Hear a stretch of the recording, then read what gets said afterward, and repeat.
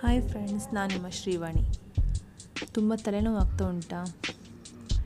ಈ ತಲೆ ಕೂದಲು ಉದ್ರೋದು, ಕಣ್ಣೂರಿ, ಈ ಆಫೀಸ್ ವರ್ಕಿಂದ ಮನೆ ವರ್ಕಿಂದ ಟೆನ್ಷನ್ ಹೇಗೆ ರಿಲೀಫ್ ಆಗೋದು ಅಂತ ಯೋಚನೆ ಮಾಡ್ತಿದ್ದೀರಾ? ಯೋಚನೆ ಮಾಡೋದನ್ನು ಕಮ್ಮಿ ಮಾಡಿ. ನೀವು ನಾ ಹೇಳ್ದಂಗೆ ಮಾಡಿದ್ರೆ ನಿಮ್ಮ ಕಣ್ಣೂರಿ, ತಲೆನೋವು, ಕೂದಲು ಉದುರುವಿಕೆಯಿಂದ ನೀವು ರಿಲ್ಯಾಕ್ಸ್ ಆಗ್ತೀರಾ. ಅದೇನು ಮಾಡೋದಂದರೆ, ಒಂದು ಬೌಲ್ ತಗೊಳ್ಳಿ, ಸ್ವಲ್ಪ ಹತ್ತಿ ತೊಗೊಂಡು ಉಂಡೆ ಮಾಡ್ಕೊಳ್ಳಿ. ಹಾಗೆ ದೊಡ್ಡ ಹಲ್ಲಿನ ಬಾಚಣಿಗೆ, ಒಂದು ನಿಂಬೆಹಣ್ಣು, ಆಲಿವ್ ಆಯಿಲ್ ಇಲ್ದಿದ್ರೆ ಪ್ಯೂರ್ ಕೊಬ್ಬರಿ ಎಣ್ಣೆ, ಎಫ್ರಾನ್, ಹಾಗೆ ಟವೆಲ್.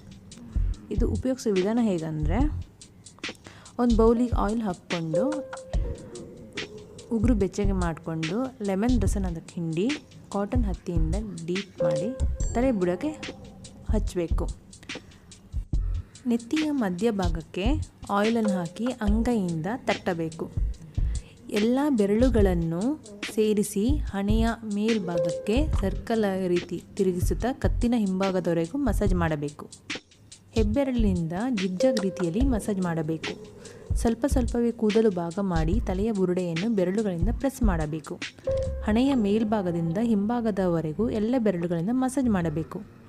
ಎರಡು ಕೈಯಿಂದ ಶಬ್ದ ಬರುವ ರೀತಿ ತಲೆಯ ಸುತ್ತ ಮೆತ್ತಗೆ ಒತ್ತಬೇಕು. ಕೂದಲನ್ನು ಸ್ವಲ್ಪವೇ ತೆಗೆದುಕೊಂಡು ಬೆರಳುಗಳಿಗೆ ಸುತ್ತಿ ಎಳೆಯಬೇಕು. ಕೂದಲನ್ನು ಎರಡು ಭಾಗ ಮಾಡಿ ಎಡಭಾಗದ ಕೂದಲು ಬಲಭಾಗಕ್ಕೂ ಬಲಭಾಗದ ಕೂದಲು ಎಡಭಾಗಕ್ಕೂ ಕೈಯಿಂದ ಎಳೆದುಕೊಳ್ಳಬೇಕು. ಕಿವಿಯ ಮತ್ತು ಮುಂಭಾಗ ಮತ್ತು ಕಿವಿಯ ಹಿಂಭಾಗಕ್ಕೆ ಎಣ್ಣೆ ಹಚ್ಚಿ ಹೆಬ್ಬೆರಳಿಂದ ಮಸಾಜ್ ಮಾಡಬೇಕು.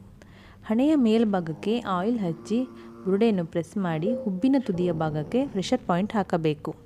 ಟವೆಲನ್ನು ಬಿಸಿ ನೀರಲ್ಲಿ ಅದ್ದಿ ನೀರನ್ನು ಹಿಂಡಿ ತಲೆಯ ಬುಡಕ್ಕೆ ಅರ್ಧ ಗಂಟೆಗೊಮ್ಮೆ 3 ಬಾರಿ ಸುತ್ತಬೇಕು. ಹೆಡ್ ಮಸಾಜಿಂದ ಏನು ಉಪಯೋಗ ಅಂದರೆ, ವಾರಕ್ಕೊಮ್ಮೆ ಆದರೂ ಹೆಡ್ ಮಸಾಜ್ ಮಾಡಬೇಕು. ಹೆಡ್ ಮಸಾಜ್ ಮಾಡಿಕೊಳ್ಳೋದ್ರಿಂದ ಕೂದಲು ಮೃದುತ್ವ ಕಾಪಾಡಿಕೊಳ್ಳುತ್ತದೆ, ಕೂದಲು ಬೆಳವಣಿಗೆಗೆ ಸಹಾಯವಾಗ್ತದೆ, ರಕ್ತ ಸಂಚಲನಕ್ಕೂ ಒಳ್ಳೆಯದಾಗ್ತದೆ, ಕೂದಲು ಉದುರುವುದನ್ನು ತಡೆಗಟ್ತದೆ, ಸ್ಪ್ಲಿಟ್ ಹೇರನ್ನು ಕಮ್ಮಿ ಮಾಡ್ತದೆ, ಹಾಗೆಯೇ ತಲೆನೋವು ಕಡಿಮೆ ಮಾಡ್ತದೆ, ಕಣ್ಣೂರಿನೂ ಕಮ್ಮಿ ಮಾಡ್ತದೆ. ನಾ ಹೇಳಿದ ಮಾಹಿತಿ ನಿಮಗೆ ಇಷ್ಟವಾದಲ್ಲಿ ಲೈಕ್ ಮಾಡಿ, ಸಪೋರ್ಟ್ ಮಾಡಿ, ಹಾಗೆ ಬೆಲ್ ಐಕನ್ ಕ್ಲಿಕ್ ಮಾಡಿ.